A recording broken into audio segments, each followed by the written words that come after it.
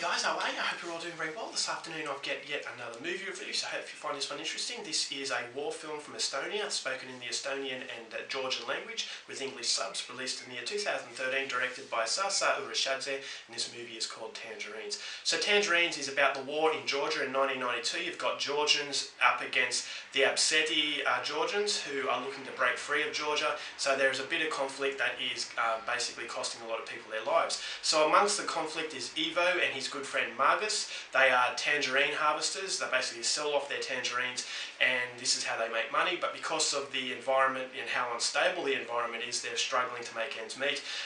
Most of the Estonians in the region have fled to Estonia, but Ivo and his friend are staying put. Once the harvesting is over, his friend is going to leave, but Ivo has a lot of history in his house. He lives alone now, but the history in his house is keeping him there. So one day, things are going to get complicated when he hears a firefight outside his home. He looks out and there's a few dead soldiers on the ground. So he wants to go and see if anyone has survived, and there are two survivors. Now the problem is that these two survivors are from the different sides, and they hate each other and they want to kill each other, but they're deeply wounded, and so Ivo decides to take them back to his house and he's going to nurse them back to health. But the problem is, the healthier they get, the hatred is being reignited and they're threatening to kill each other. So Ivo makes them promise that they're not going to kill each other under his roof and that they're going to wait until they're outside. But then Ivo is going to try and convince them otherwise. So whether or not he can achieve this is something you're going to have to find out for yourself, because that's as far as I'm going with my synopsis. Now my thoughts on Tangerines. As I said, I went into this film with not really knowing the conflict and the history behind this conflict. So I know a lot of people in the past, after I've reviewed films, they got really angry because I got a few historical inaccuracies in films such as Max Manus and just Norwegian films and a lot of Spanish war films as well. And I don't understand that, because I'm not a historian. I don't read up and research the conflicts that these movies take place in. What I am really judging is the film itself. So if you've got some information on this conflict, please feel free to share some information. But as I said, if I get some historical inaccuracies, then please forgive that, because as I said, I'm not making any illusions that I am a know-all. So anyway, this movie, although I don't know too much about the conflict, I think it really works because it's not staying confined to this conflict. I think it's really a general sort of outlook on the tragedies of war and how harmful and destructive war can be, and the fact that we have so many stereotypes in war and so many generalizations in war that it lessens the impact a little bit. So you've got movies from the United States, for example, where it's the Americans versus the Nazis, and there's no in between, there's no areas of grey. You shoot the Nazis, you're a good guy. The Nazis shoot you, they're a bad guy. And we don't associate the Nazis with people. We associate the Nazis as these mindless killing machines, these monsters. But that's not really reality. Is that some of these Nazis may be good people. Some of these Nazis are people that you might be able to become friends with, but because of the ideologies, you don't get that opportunity, and that's ultimately the tragedy of war.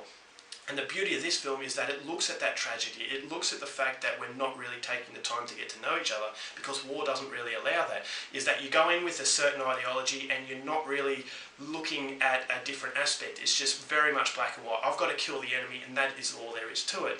But once these soldiers start to get to know each other, it starts to break down the barriers, and it starts to show you a very human tale about a movie set in the war, but it's basically showing you human values. It's showing you a side that not a lot of films dare to do, because they are very patriotic, and it's kind of like an attitude of, if we show sympathy or we show humane quality in the enemy, it's going to lessen the impact, and it's going to make people think about it. It's not going to be as satisfying as opposed to seeing someone die who was just a cannon fodder. And I think that the movie, one of the Austin Powers films, although that was a comedy, I think it summed it up very well in that one of the Dr. Evil's henchmen was killed. And it was done in a very funny way, but the family of the henchman says that, you know, no one ever cares about the henchman's family. It was done in a very comedic way. But I think that is the way this movie is summed up, is that no one really thinks about the family of someone you've just killed and how devastating that can be for a person. So for example, if a Nazi was killed, and the devastating effect that it would have on his family, but because we just see him as a Nazi, we don't see him as anything else, so you can just kill him and that's the end of it. But in this movie, they're bitter enemies, but it shows you that we're all the same. We are human. Is that we have families, we have people that love us, And so killing someone that you actually know is a lot harder than killing someone that you just associate as the enemy.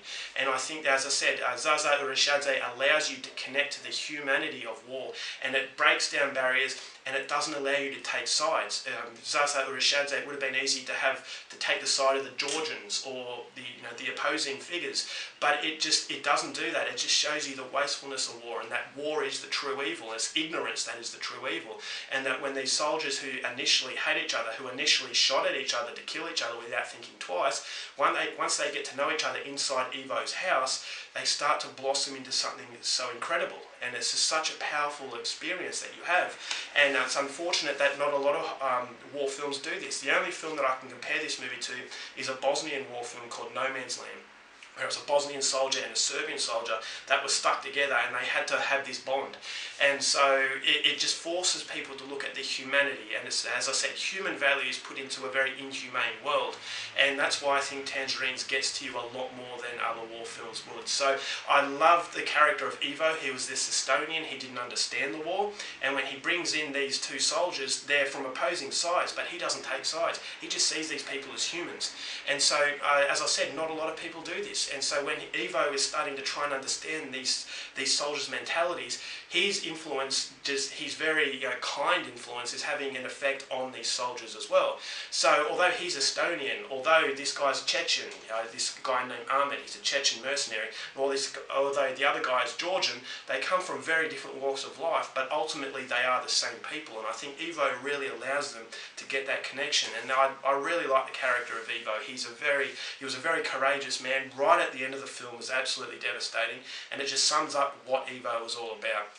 And so, yes, it's just the goodness in a very inhumane environment that I thought just makes this film as powerful as it is. I thought that Zaza Urishadze has created a masterpiece. The soundtrack was absolutely fantastic. There's pretty much flawless filmmaking. It only goes for 86 minutes, but each and every minute was utilised perfectly. It's a very dialogue-heavy film, so it's not so much an action movie, but it just makes you think, and there are some scenes that just stick in the memory. And I thought the acting from all the cast were fantastic. The script allows each and every character to blossom, and at the same time allows the actors to portray their characters in a very good way. This is a very depressing film. It's not really going to make you feel any sense of satisfaction.